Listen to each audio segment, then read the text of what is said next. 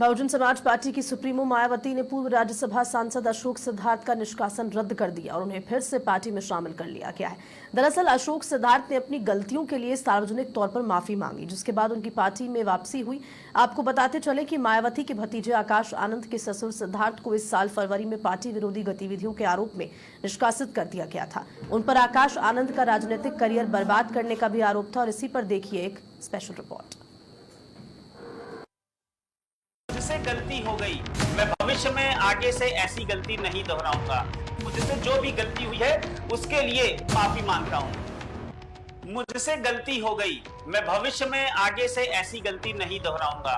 Party के हित में काम करते हुए जाने अनजाने में गलत लोगों के प्रभाव में आकर मुझसे जो भी गलती हुई है उसके लिए मैं आदरणीय बहन मायावती जी से माफी मांगता हूं। ये कहना है बसपा के पूर्व राज्यसभा सांसद अशोक सिद्धार्थ का। इस साल फरवरी में पार्टी से निष्कासित हुए पूर्व राज्यसभा सांसद अशोक सिद्धार्थ को मायावती ने कल प्रेस कॉन्फ्रेंस करने के बाद पार्टी में पुनः शामिल कर लिया है। मायावती के भतीजे आकाश आनंद के ससुर अशोक सिद्धार्थ इस साल फरवरी में पार्टी से निष्कासित कर दिए गए थे और पार्टी के विरुद्ध गतिविधियां करने के लिए उनको पार्टी से निष्कासित किया गया था। माना जा रहा है कि अशोक सिद्धार्थ ने पार्टी को काफी नुकसान पहुंचाया था, लेकिन पिछले काफी लंबे समय से अशोक सिद्धार्थ पार्टी से जुड़े हुए थे, पार्टी के हित में काम कर रहे थे, बसपा के कैडर को बखूबी समझते हैं और लगातार जिस तरीके से बसपा को चुनावों में हार मिली है उसको देखते हुए अशोक सिद्धार्थ की वापसी को काफी महत्वपूर्ण माना जा रहा है। चूंकि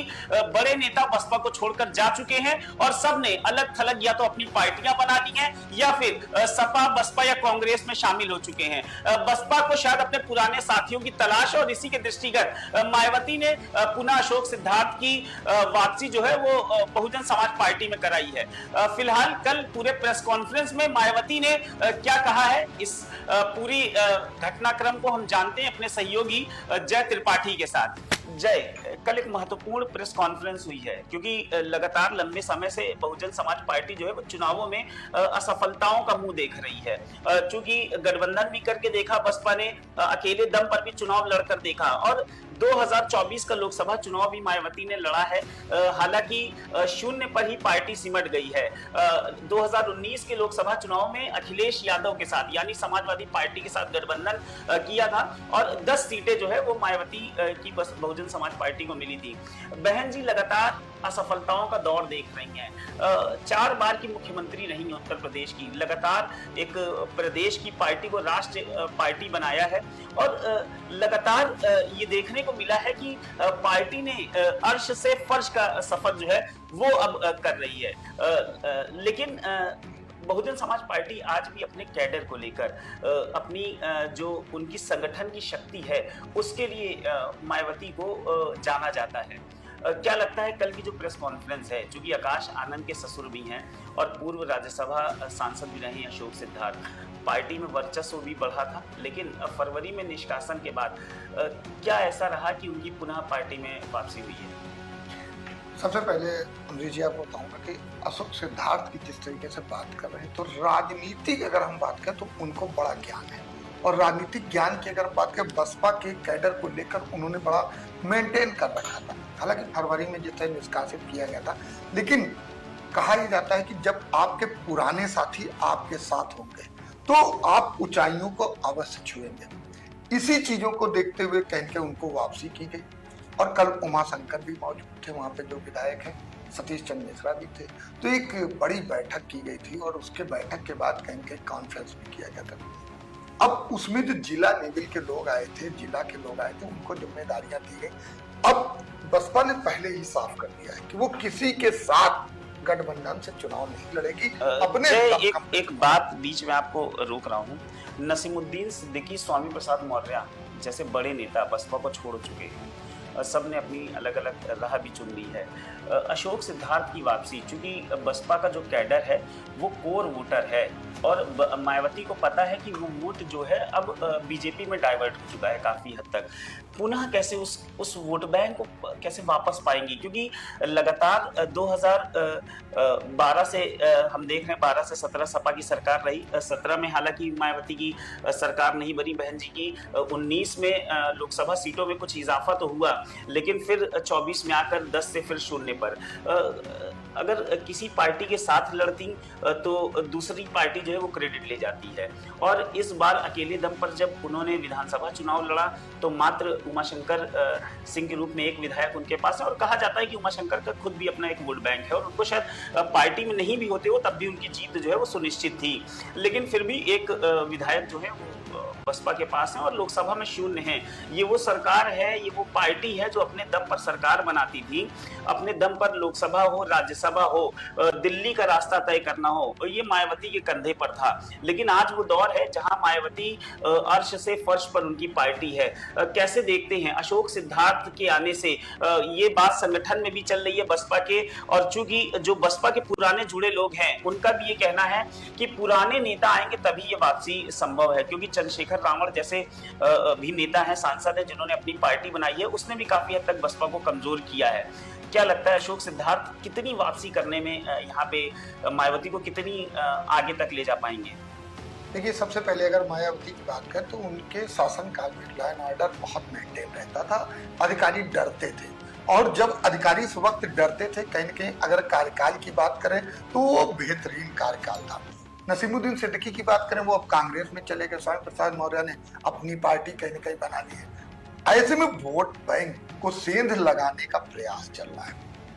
चाहे हम भाजपा की बात करें या अन्य दलों की बात करें, वो ये जानती है कि बहुजन समाजवादी पार्टी का अपना खुद का वोट बैंक है, और उस वोट बैंक को कहीं न कहीं पूरी तरह से साधने का प्रयास अन्य पार्टियां करती हुई नजर आ रही है। इसमें कोई दो राय नहीं, सभी लोग ये चाहते हैं कि जो मायावती का वोट बैंक। एक बात ये भी है कि अशोक सिद्धार्थ के साथ साथ ही लगभग आकाश आनंद जो मायावती के बहन जी के भतीजे हैं, उनका भी निष्कासन हुआ था। हालांकि थोड़े ही समय बाद जब उन्होंने सार्वजनिक तौर पर बहन जी से माफी मांगी थी, उसके बाद बहन जी ने भी बड़ा दिल दिखाते हुए भतीजे को पुनः पार्टी में शामिल कर लिया था। लेकिन उस वक्त भी ये एक मैसेज जो है वो बहन जी की तरफ से साफ साफ ये संदेश आया था कि अशोक सिद्धार्थ चूंकि वही आकाश आनंद के कान भर रहे हैं और पार्टी विरोधी गतिविधियों में शामिल हैं, और उस वक्त ऐसा कहा जा रहा था कि अशोक सिद्धार्थ के लिए अब बसपा के दरवाजे बंद हो चुके हैं। पुनः अशोक सिद्धार्थ जो हैं वो पार्टी में वापस आए हैं। पुराने जो कार्यकर्ता हैं जो बीएसपी से जुड़े हुए हैं, उनके मन में अशोक सिद्धार्थ को लेकर वो जो निगेटिव मैसेज था उसको पॉजिटिविटी वो कैसे आएगी? क्योंकि सकारात्मकता जो है वो पार्टी के लिए बहुत जरूरी है, क्योंकि लगातार पार्टी जो है वो हार का मुंह देख रही है, और ऐसे में अगर जो आपके कार्यकर्ता हैं, पदाधिकारी हैं, बूथ लेवल तक कैसे चूंकि पार्टी को मजबूत किया जाए, ये उन्हीं के कंधे पर रहता है। अशोक सिद्धार्थ के आने से ये जो समीकरण था ये क्या बदलेगा? क्या कार्यकर्ता या जो पदाधिकारी, चूंकि आप प्रदेश की राजनीति को बहुत नजदीक से कवर करते हैं, आपको क्या लगता है कार्यकर्ताओं के मन में क्या मैसेज है इस वक्त? देखिए, अगर बहुजन समाजवादी पार्टी की हम बात करते हैं तो बहुजन समाजवादी पार्टी और सुप्रीमो मायावती किसी तरीके के बयानबाजी या छेड़छाड़ से दूर रहती, और ना ही वो ये पसंद करती कि हमारी पार्टी पे किसी तरीके से कोई ऐसा बयान लगे जिससे बसपा में कोई दाग लगने पाए। तो इस कारण जिस तरीके से उन्होंने आकाश से थोड़ी दूरी बन गई थी, लेकिन हालांकि अगर हम बात करें तो इस वक्त जो चुनाव आने वाले हैं, चाहे हम पंचायत चुनाव की बात करें, 2027 विधानसभा चुनाव की बात करें, उसको दृष्टिगत अगर हम देखें तो कहीं न कहीं इस वक्त अशोक सिद्धार्थ का होना बहुत जरूरी था। इस कारण अगर बात करें, क्योंकि उनको राजनीतिक ज्ञान है, बूथ लेवल पे वो उतर कर एक एक कार्यकर्ता से मिलना, मंडल लेवल को कितना मेंटेन करना, और सबसे बड़ी बात होती है कि हमारे कार्यकर्ता वोटर को कैसे निकालेंगे और वहां तक पहुंचाएंगे। हालांकि हम बात करें बहुजन समाजवादी पार्टी का अपना खुद का वोट बैंक है, इतनी उसकी दिक्कत नहीं, लेकिन उस वोट बैंक को वहां तक बूथ तक पहुंचाने की जो जिम्मेदारी है वो सबसे बड़ी बात होती है, और उस वोट बैंक में जो सेंध अगर लग जाएगी तो कहीं ना कहीं दिक्कतें आएंगी। तो उनको ये लगा कि हमारे पुराने साथी हैं, और उन्होंने उनका वो समय का राजनीतिक कार्यकाल देख रखा है, उन्होंने देखा कि आखिर उनके कार्यकर्ता किस तरीके से उनसे जुड़े हुए थे। आज भी अगर जिस तरह निगेटिव की बात हो रही है, कुछ ऐसा नहीं, चंद दिनों में फिर राजनीति होगी और फिर वो कहीं ना कहीं चमकते हुए अपने कार्यकर्ताओं के साथ नजर आएंगे।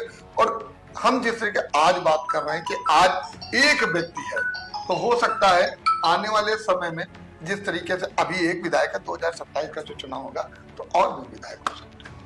देखिए, निश्चित तौर पर 2007 से 12 बहन जी की सरकार रही, 12 से 17 सपा की सरकार रही। इस दौरान अगर हम वोट प्रतिशत की बात करें तो लगातार इस ग्राफ में जो है वो कटौती आती गई है। और 2022 का विधानसभा चुनाव हो या 2024 का लोकसभा चुनाव हो, ग्राफ जो है वो प्रतिशत के हिसाब से भी काफी गिरा है। 40-42% वाली पार्टी, वोट बैंक वाली पार्टी का ग्राफ अगर तो अपना दर है ही। समाजवादी पार्टी भी कोशिश कर रही कि छोटे छोटे दलों को जोड़े, और पीडीए की राजनीति अखिलेश यादव के लिए एक बड़ा सक्सेस लेकर आई है। और ये एक बड़ी बात है कि वजूद में आने के बाद, चूंकि समाजवादी पार्टी का भी लोगों के मन में ये मैसेज जा रहा था कि वजूद अपना खो रही है, और मुलायम सिंह के निधन के बाद ये एक अखिलेश यादव के लिए एक बड़ा चैलेंज था कि 2024 का चुनाव, लोकसभा चुनाव, वो अपने दम पर लड़ रहे हैं और पार्टी को कितनी मजबूती देंगे। 37 सीटें जीतने के बाद अखिलेश यादव की पीडीए की जो पॉलिटिक्स थी वो तो काम कर गई है।